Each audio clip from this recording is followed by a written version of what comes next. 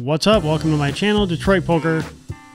In this episode, we're going to talk about how to identify player types and their tendencies, and how can this help you? It can help you make money. I think this is something that most recreational players aren't doing, and most recreational players aren't paying attention. If you haven't done so already, definitely subscribe to the channel if you like poker content in general and you're trying to learn how to beat 1-2, 1-3 live poker. I'm a live poker kind of guy.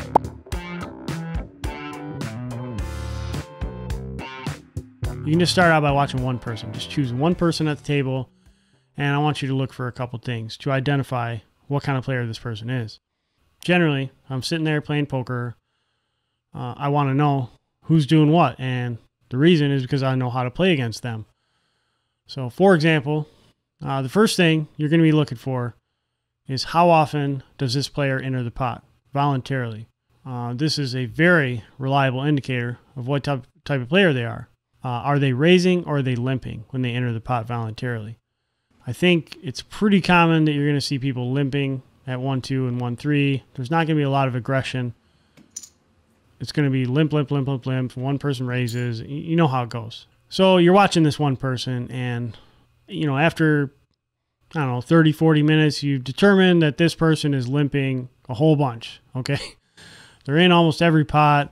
You got a pretty good idea about what they're doing, and the reason you have so much time to watch them is because you're not getting any cards yourself, and you're just kind of waiting. You're biding your time. When they limp in, do they call raises if it gets raised, or do they fold? If they limp and they do call raises, okay, what are they doing after the flop?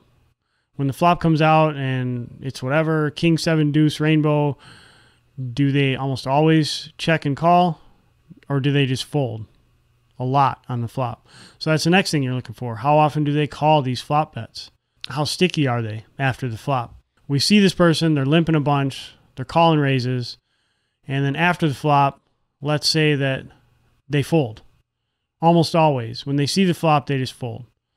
And once in a while, they call. Well, that's a loose passive player with a tendency to be fit or fold after the flop. So how can you exploit this? Well, you can pound them with raises, and you can c-bet them relentlessly, and unless they connect, they're going to fold. So they're just going to give you money, like $10, $12 at a time, $15 at a time, whatever.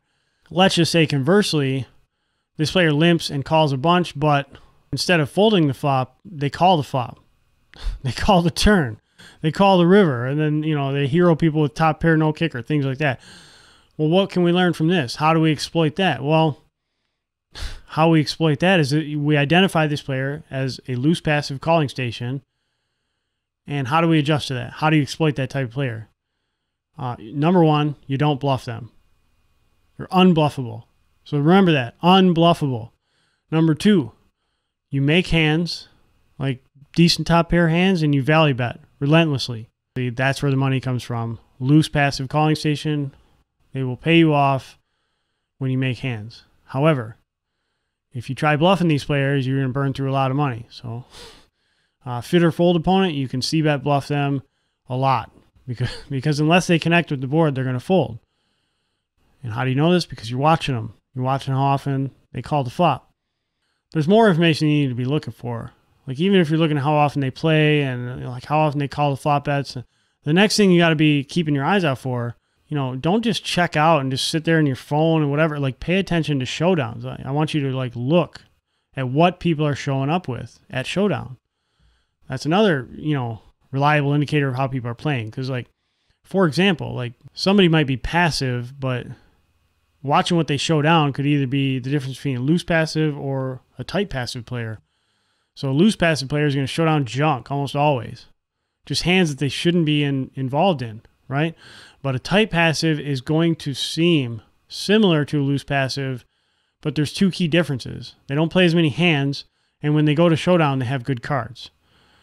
But if you only watch these two types for 20, 30 minutes, you might get them confused. Because they're going to play similar pre-flop and after the flop. They're going to be passive. They're going to be checking and calling, limping and calling, things like that. But a loose passive is going to limp and call with queen five suited and or queen 5 offsuit even. But like a tight passive is going to limp and call with pocket 9s or pocket 10s and ace queen. They're going to have much better cards. So you really, really got to pay attention to what these players are showing down. Instead of limping a lot, we have a player that's raising.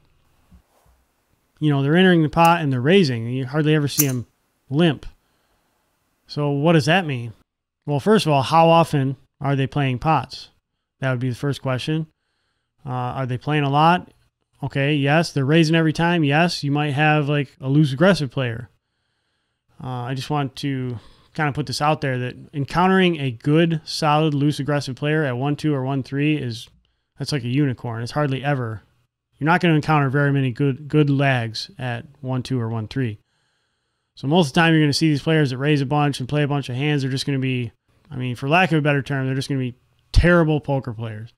They understand that they need to be aggressive, and they understand that like aggression wins, but they don't understand position. They don't understand starting hand requirements. They don't understand like their image, the fact that they're just blasting away every hand. Everyone's onto them. They don't understand this stuff. At least they got the aggression part down, but there's no rhyme or reason to anything they're doing. That's like what you're going to encounter most of the time at, 1-2 and 1-3.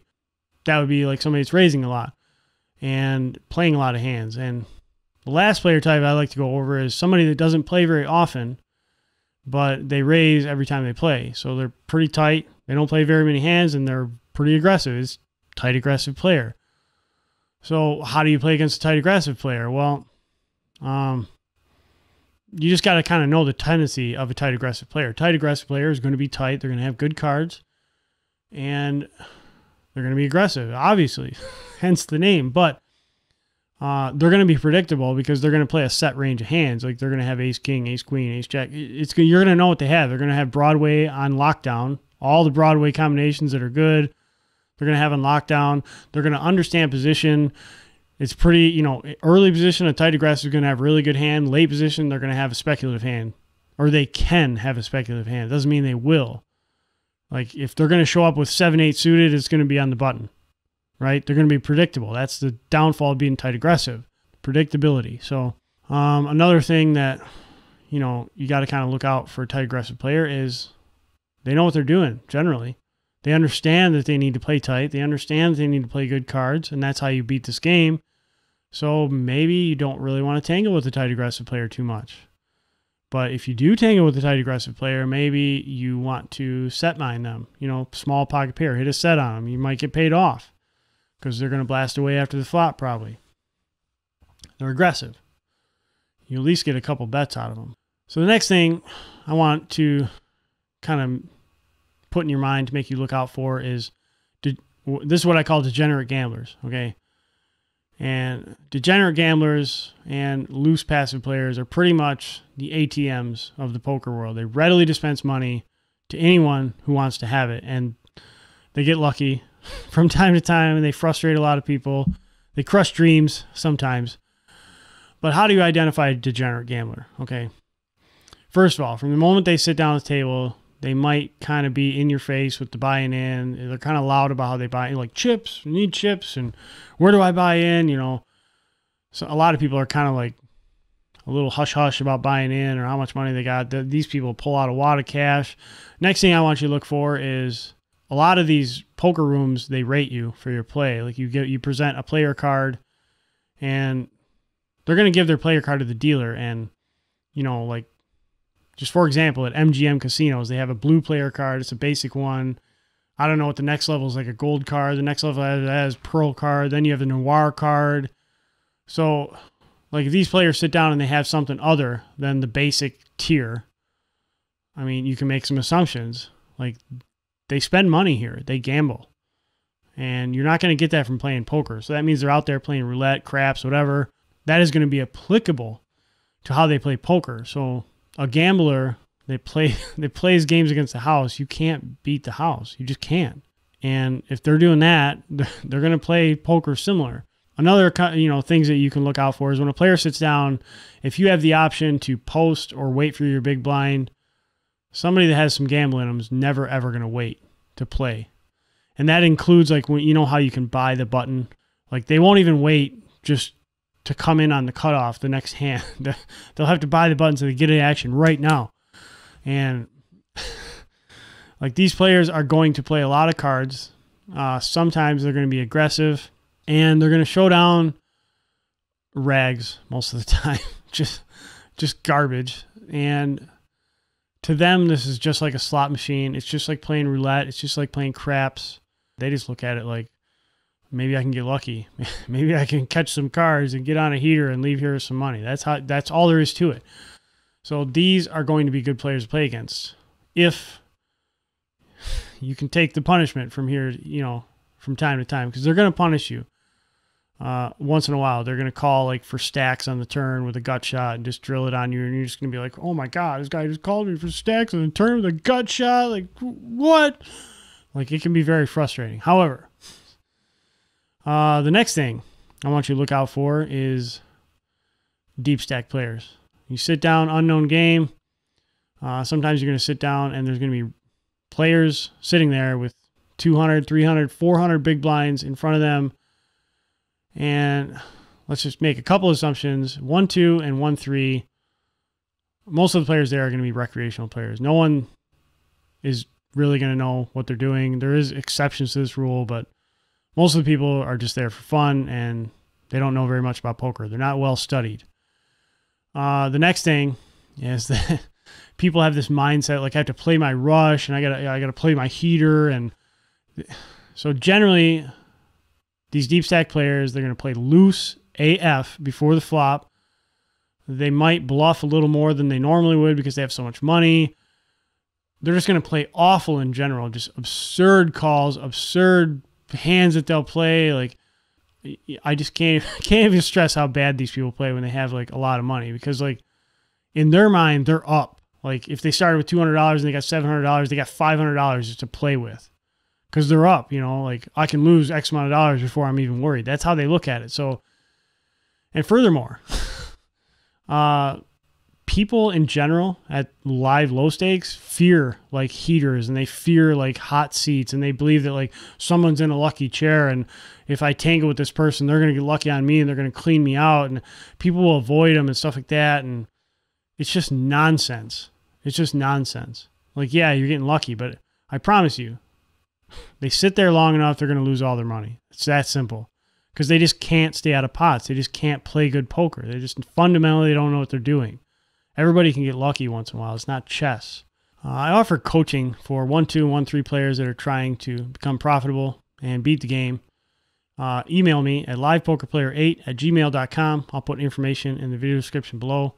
Also, I have a video series on 1-2 and 1-3. It's like a crash course, how to beat 1-2 and 1-3. And plug your leaks. I'll put a card up here, and I'll put that in the video description below as well. Visit my website, DetroitPoker.net. I have merchandise on there. I have hoodies, t-shirts. This is not a t-shirt that's on my website. It's a Detroit Poker t-shirt. It looks like that sign right there. Anyways, take a look at the website. If you want to get some coaching, there's a little bit of information at the website, but please reach out and email me. I have multiple students going right now, and I like to screen people before I accept them as a coaching student. But I can definitely help you if you want to put some work in. I can definitely help you beat this game. So with that being said, check out some of my other videos. I have 70-something videos at the point that I made this. Until next time, run good, smash flops, destroy everyone, make all the money in the whole world. I'll be happy for you. Don't forget to subscribe, like, share, all that good stuff. I'll see you in the next video.